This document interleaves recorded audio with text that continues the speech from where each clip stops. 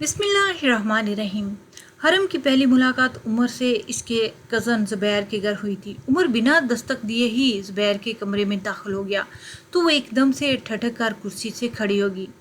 Silkie लंबे घने बाल कंधों से सिरक कर सीने पे फैले हुए थे। गुलाबी मखमली होंठ लम्हों में दिल की ज़मीन को सैराब करते थे। गोरे गुलाबी गाल और उस पर मगरूरी खड़ी नाक बिलाशुबा हुस्न के म्यार पर पूरी उतरी थी। इसने ब्लू जीन के ऊपर गुलाबी रंग की कमीज पहनी हुई थी जो घुटनों से कुछ ऊपर थी, और स्याह रंग का दुपट्टा गले के इर्द गिर्द लपेटा हुआ था। मुस्तफसराना नज़रों से घूरने लगा तो इसकी नज़रों का अर्तकाज समझते हुए बोली, मैं हरम हूँ, ज़ुबैर की कज़न, और आपकी तारीफ। इसकी बात पर उमर की सोचों का तसलसल टूटा। ओह अच्छा, मैं ज़ुबैर का दोस्त हूँ, मेरा नाम उमर है, अभी मास्को से आया हूँ। वो पास रखी कुर्सी पर विराजमान हो गया। इसके आखिरी अल्फाज पर हरम का चेहरा चमक उठा। ओह आप भी? अभी इसका जुमला मुंह में ही था कि ज़ुबैर कमरे में दाखिल हुआ। माफ़ करना, मुझे आने में थोड़ी देर होगी, वो हरम की जानब देखते हुए बोला, और उमर को देखते ही चौंक गया। अरे उमर, तुम कब आए मास्को से? वो गर्म जोशी से इसे अपने गले लगाते हुए बोला, बस अभी थोड़े दिन ही हुए हैं, सोचा तुमसे मुलाकात कर लूँ। चलो, बहुत अच्छा किया। ये मेरी कज़न हरम है, ये भी कुछ अरसा पहले ही मास्को से आई है। वाकई? वो चौंका। इसके चेहरे के बदलते हुए रंग को देखकर वो मुस्कुराने लगी। जी हाँ मिस्टर उमर, मैं आपको यही बताने वाली थी कि इतने में ज़ुबैर आ गया। वो एक बार फिर खुल कर मुस्कुराई। तुम दोनों से ही काफ़ी अरसे बाद मुलाकात हुई, चलो कहीं चल कर लंच करते हैं, अच्छी गपशप लगेगी। ज़ुबैर पुरजोश अंदाज में बोला। वो तीनों एक अच्छे से फास्ट फूड रेस्टोरेंट में लंच के लिए गए। इस दौरान इन तीनों के दरमियान काफ़ी दिलचस्प बातें हुई। हरम खूबसूरत और मॉडर्न होने के साथ साथ काफ़ी अक्लमंद और सुलझी हुई भी थी। इस शाम के अख्ताम पर उमर को लगा कि यह हरम से आखिरी मुलाकात है, मगर वो गलत था। इसके बाद भी इनकी अक्सर मुलाकातें होती रहती थी। तीनों कहीं न कहीं सैर सपाटे पर निकल जाते। हरम जिंदगी को भरपूर जीने वालों में से थी, बिल्कुल नींद की गोली की तरह लचकली। वो जब भी अपनी धुन में गुनगुनाती तो कानों में रस घोल देती। उमर दिल ही दिल में इसको पसंद करने लगा था, मगर ये बात वो हरम को बताने में झिझक महसूस कर रहा था। हरम भी उमर की नज़रों में अपने लिए पसंदीदगी देख चुकी थी। इसने बड़े धड़ल्ले से अपने जज्बात उमर के सामने रख दिया। इसके मुंह से अपने लिए इजहार मोहब्बत सुनकर उमर का सीना एहसास तफक्र से फिसल गया था, मगर चाहकर भी उमर कुछ नहीं कर सकता था, क्योंकि पाकिस्तान आने से कबल इसका निकाह इसकी बॉस की बेटी सना से हो चुका था। वो एक लंबे अरसे से मास्को में इनकी कंपनी में मुलाजमत करता था और आम लोगों की तरह तरक्की का तलबगार भी था। सना अच्छी खासी अमीर थी और साथ साथ खूबसूरत भी। इन सब चीज़ों के बावजूद भी हरम की जानब मुकम्मल तौर पर मतवज्जो हो गया था। उमर इसके वजूद से अपनी नज़रों को हटा नहीं पाता। वो मुसलसल कश्मकश में मुब्तला था, क्योंकि हम एक ऐसे माशरे में रहते हैं जहाँ जज्बात नंगे पांव तोड़ते हैं। जैसे जैसे वक्त गुजरता गया, हरम और उमर मज़ीद करीब आते गए। हरम इन मामला से बेखबर थी, मगर वो इसकी वजूद की बेचैनी समझ चुकी थी। इसके बेहद इसरार पर भी उमर ने इसे कुछ न बताने पर भी इत्फाक किया। हरम की सालगिरह नज़दीक थी। इसी मौके पर उमर और ज़ुबैर ने मिलकर हरम के लिए फार्म हाउस में एक अच्छी सी सरप्राइज़ पार्टी अरेंज की थी, जिस पर सिर्फ वो तीनों मौजूद थे। फार्म हाउस शहर से बाहर था। वापसी पर काफ़ी देर हो जाती और इन दोनों शहर के हालात ऐसे नहीं थे कि इस तरह रात में सफ़र किया जाए, तो इन तीनों ने उधर ही रात गुजारने का फ़ैसला किया। बहुत देर तक बातें करते रहे। चल यार, मुझे बहुत नींद आ रही है, मैं तो चला सोने। वो आंखों को मसलता हुआ काउच से उठकर खड़ा हो गया और कमरे में जाकर सो गया। अब वो दोनों तन्हा लॉन्च में बैठे थे। खिड़की से चांद की रोशनी छन कर फर्श पर दोनों का अक्स बना रही थी। सावन का महीना था। बारिश की बूंदें आबशार की तरह दिल की ज़मीन को भी मोहब्बत से सरशाद कर रही थी। वो छंप गई और सोफे से उठकर कमरे की जानब बढ़ने लगी, तो उमर ने इसका आस्तगी से हाथ थाम लिया। अचानक से बिजली चमकी और वो हल्की सी चीख मारकर उमर की बाहों में सिमट गई। इसके बदन की कपकपाहट इसके रूम में सनसनी पैदा कर रही थी।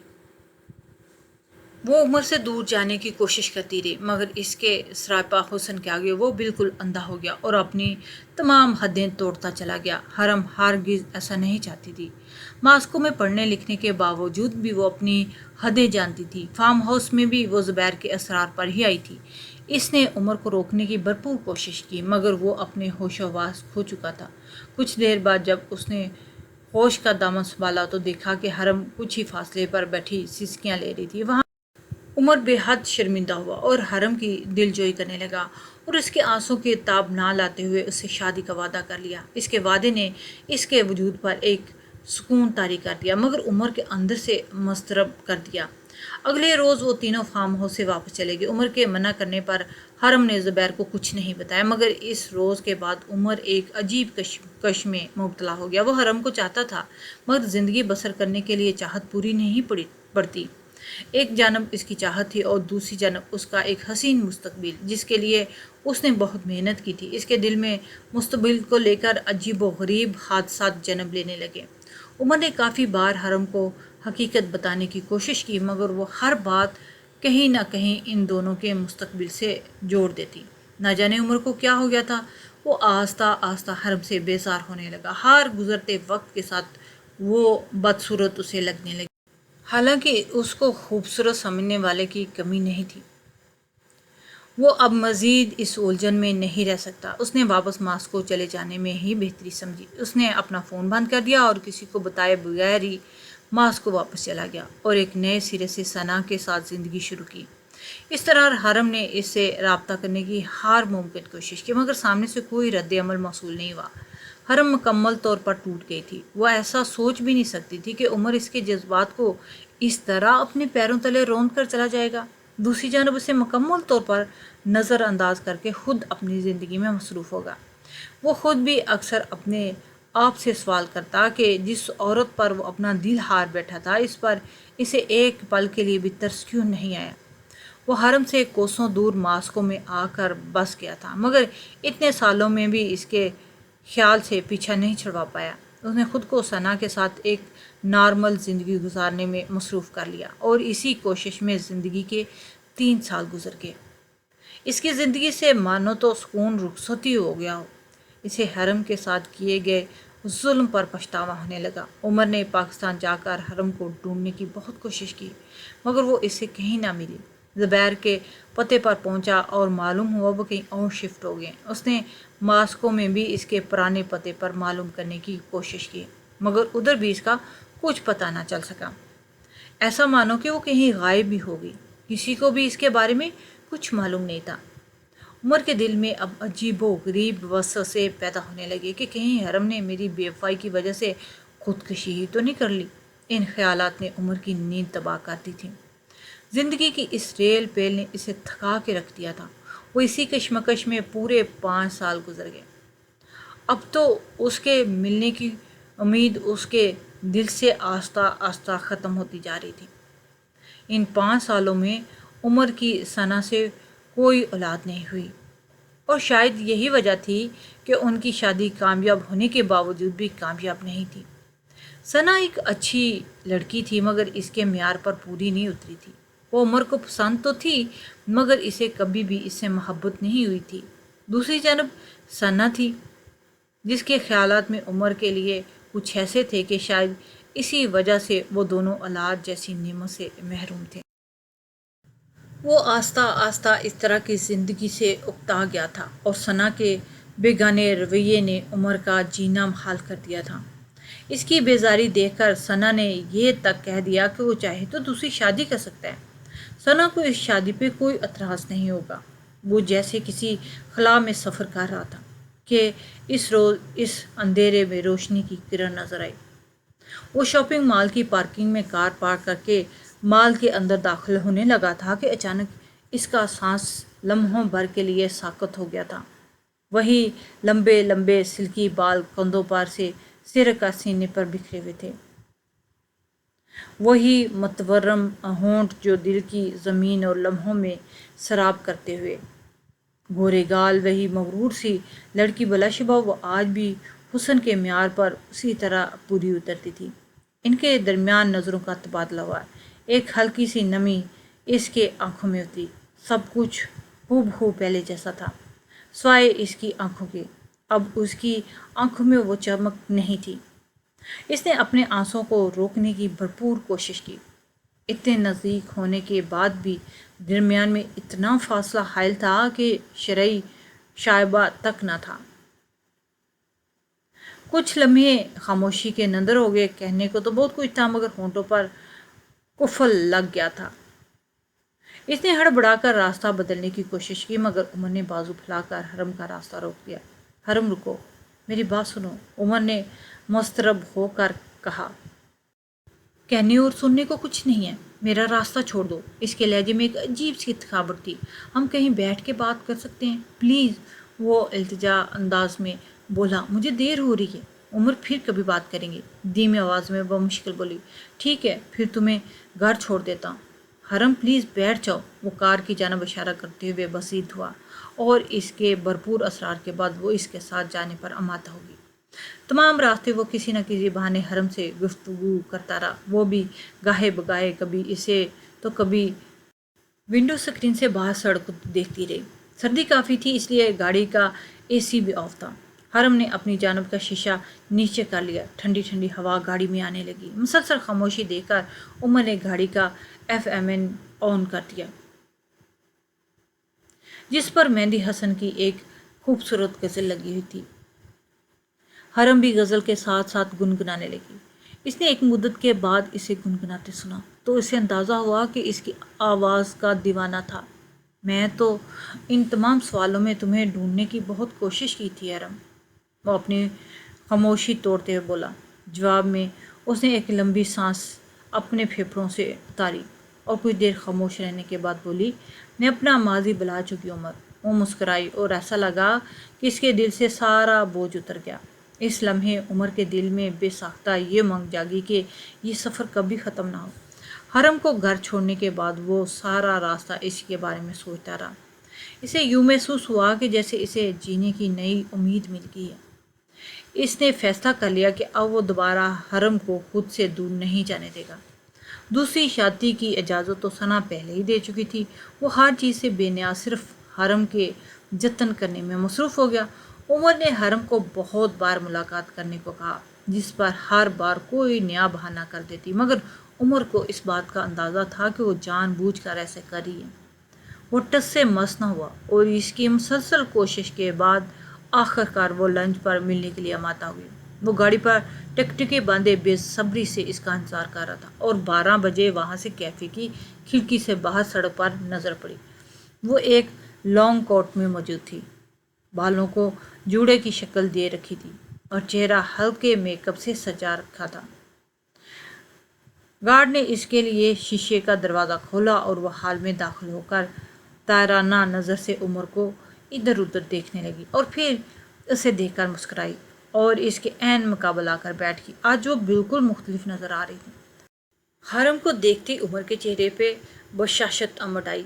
دونوں نے ویٹر کو آرڈر نوٹ کروایا اور پھر ادھر ادھر کی باتیں کرتے رہے۔ حرم، میں تمہارے اس خوشگوار رویے سے بہت قائل ہوا ہوں اور تم سے بے حد شرمندہ بھی، اس لیے میں اپنی زیادتیوں پر تم سے معافی مانگنا چاہتا ہوں۔ وہ اپنے بازو ٹیبل پر پھیلاتے ہوئے بولا۔ وہ کچھ دیر اپنی کھلی ہتھیلی کو خاموشی سے دیکھتی رہی اور پھر اس بات میں سر ہلاتے بولی، تمہیں معاف کر چکی ہوں، اس کے لیے تمہارے سامنے بیٹھی ہوں، اور کھڑکی سے باہر دیکھتی رہی۔ پھر نظروں کا زاویہ عمر کی جانب مڑا۔ اس کی آنکھوں میں برسوں کی نمی لمحوں میں خشک ہو گئی۔ وہ صبر کا دامن تھام چکی تھی۔ اس لمحے عمر نے خود سے وعدہ کیا، کیا وہ کبھی اس کی آنکھوں میں آنسو نہیں آنے دے گا۔ ویٹر سینڈوچ اور مشروب سوپ ٹیبل پر سجا کر چلا گیا۔ اب ان کی ٹیبل ہال کے ایک پرسکون گوشے میں تھی۔ دونوں کے درمیان خاموشی کا ایک مختصر سا وقفہ آیا۔ کیفے سے نکلتے وقت حرم نے آستگی سے عمر کا بازو تھام لیا۔ اس لمحے عمر کے دل سے تمام خدشات ختم ہو گئے تھے۔ عمر نے اسے گھر چھوڑنے کی ریکویسٹ کی، جس پر بنا کسی بحث کے اس کی گاڑی میں بیٹھ گئی۔ وہ حرم سے ان کے مستقبل کے حوالے سے بات کرنا چاہتا تھا، مگر بہرحال اس کے لیے یہی کافی تھا کہ وہ پرانی تلخیوں کو بھول چکی تھی۔ اب عمر کے لیے تمام فیصلے بہت آسان ہو گئے تھے۔ دوسری جانب اس کی اپنی بیوی اس کے اندر مختلف آنے والی تبدیلی کو بہت اچھے سے بھانپ چکی تھی۔ اور پھر وہ پہاڑ ٹوٹا جس کی امید نہیں تھی۔ چاہے ثنا کتنی ہی بولڈ اور لاپرواہ تھی، مگر تھی تو ایک عورت ہی نا۔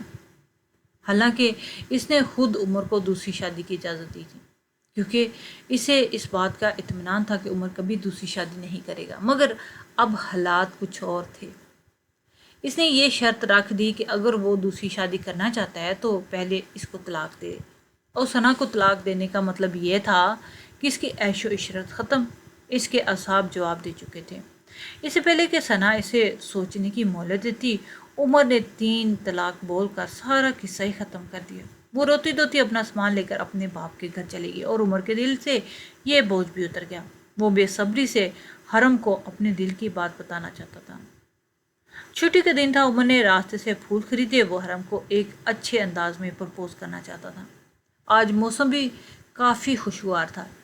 اس نے گاڑی ٹھیک اس کے گھر کے سامنے کھڑی کی اور ڈیش بورڈ پر رکھی سرخ ڈبیا اٹھائی جس کے اندر ایک خوبصورت سی ہیرے کی انگوٹھی تھی۔ اس نے ڈبیا کوٹ کے اندر اندرونی جیب میں رکھی اور گاڑی سے اترا۔ وہ بالکل اس کے لان میں پانی دیتے ہوئے دکھائی دی۔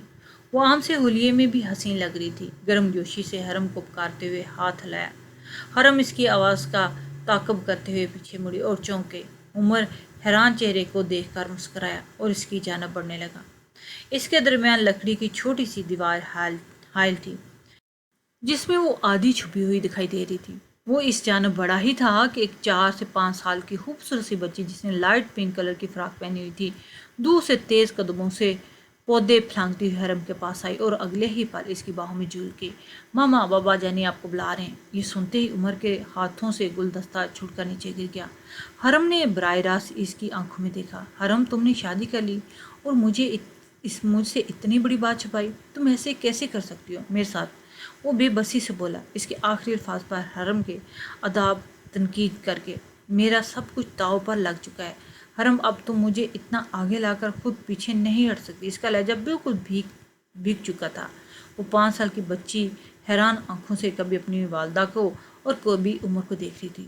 تم کس حق سے مجھے یہ سب کہہ رہے ہو؟ آخر تم ہو کون؟ عمر، تمہارا کوئی حق نہیں بنتا مجھے یہ سب کہنے کا۔ میں نے تمہاری طرح شادی کا جھوٹا آسرا نہیں دیا۔ اس کی شفاعت سے ڈھیلی آنکھوں میں شکایت اور لہجے میں برہمی تھی۔ عمر، تم نہ میرے ہوئے اور نہ ہی اپنی بیوی کے ہو سکے۔ اس کی گردن احساس ندامت سے جھکی ہوئی تھی۔ اس کی آنکھوں سے آنسوؤں کے چشمے پھوٹنے لگے۔ اس کا اپنا چہرہ اپنی ہتھیلی میں چھپا لیا تھا۔ عمر، ایک شناسا آواز اس کی سماعت سے ٹکرائی۔ اس نے چہرے سے اپنا بھیگا ہوا ہاتھ ہٹایا اور ٹھٹک کے رہ گیا۔ زبیر کے سامنے پا کر عمر کے اوسائیں خطا ہو گئے۔ تم؟ وہ بمشکل بول پایا۔ ہاں عمر، میں۔ زبیر، تم میرے ساتھ ایسا نہیں کر سکتے۔ تم میری محبت کو تم مجھ سے چھین نہیں سکتے۔ میں تمہیں ایسا کرنے سے ہرگز اجازت نہیں دوں گا۔ اس نے زبیر کا گریبان پکڑتے ہوئے کہا۔ اس کے سینے میں ایک طوفان سا مچا ہوا تھا۔ بکواس بند کرو اپنی، حرم نے درستگی سے کہتے ہوئے کہا اور اس کی گرفت سے زبیر کا گریبان آزاد کیا۔ کس محبت کا ذکر کر رہے ہو تم یہاں؟ اب تمہارا کوئی نہیں ہے۔ اس وقت تمہیں میرا خیال نہیں آیا جب تم مجھ سے شادی کے جھوٹے وعدے کر کے چوری چھپے یہاں سے بھاگ گئے؟ میں کس تکلیف سے گزر گئی؟ کبھی سوچنے کی کوشش کی؟ میرے زوال میں تم کہیں بھی نہیں تھے۔ عمر، اس کے لہجے میں بلا کی برہمی تھی۔ حرم، بس مجھے ایک موقع دے دو۔ مجھے معلوم ہے تم آج بھی صرف مجھ سے محبت کرتی ہو، ورنہ تم یوں مجھ سے ملنے نہ آتی اور مجھے معاف نہ کرتی۔ وہ بے چارگی سے بولا، میں صرف زبیر کے کہنے پر تم سے ملی تھی۔ وہ چاہتا تھا کہ میں تمہیں معاف کر دوں، ورنہ بھولی میں کچھ بھی نہیں تھی۔ اس کی آواز میں لرزش بتدریج انتہا پر پہنچ گئی۔ عمر کو دل میں حرم کے ساتھ کیے گئے غیر منصفانہ سلوک پر ملال ہوا۔ وہ مزید پتھرانے کے بجائے اپنا رخ اندر کی جانب پھیلا گیا، بچی کا ہاتھ ہولے سے اپنے ہاتھ میں لیا۔ وہ آہستہ آہستہ قدم بڑھانے لگا۔ حرم نے ہمدردی سے اس کے کندھے پر ہاتھ رکھا تھا۔ عمر میں زبیر کا سامنا کرنے کی بھی ہمت ختم ہو گئی تھی۔ ابھی ان دونوں نے چند قدم کا فاصلہ طے ہی کیا تھا کہ اس کے سماعتوں سے اس 5 سال کی بچی کی آواز ٹکرائی۔ مما، یہ وہی تصویر والے پاپا ہے؟ وہ نہایت معصومانہ برے لہجے میں حرم سے پوچھ رہی تھی۔ عمر نے بکھلا کر زبیر کی جانب دیکھا۔ اس کا پورا وجود منجمد ہو چکا تھا اور دوسری جانب سکوت طاری تھا۔ وہ معاف کھڑا حرم اور اپنی بچی کو جاتے ہوئے دیکھ رہا تھا۔ وہ تینوں اس کی نظروں سے ایک ایک کر کے اوجھل ہو گئے۔ اب وہاں کوئی موجود نہیں تھا، مگر اسے یوں محسوس ہوا جیسے سڑک کے دونوں جانب بلند قدامت والے درخت چلا چلا کر کہہ رہے ہیں کہ ماما یہ وہی تصویر والے پاپا ہے نا۔ وہ بچی عمر کی تھی جسے زبیر نے اپنایا تھا، حرم نے ٹھیک کہا تھا، وہ اس کے زوال میں کہیں بھی نہیں تھا۔ اس کے چہرے کی تازگی کی وجہ وہ نہیں زبیر تھا، حرم واقعی اپنی زندگی میں آگے بڑھ چکی تھی۔ یہاں عمر کی کوئی گنجائش نہیں تھی، یہ عمر بھر کا روگ تھا جسے تنہا جھیلنا تھا۔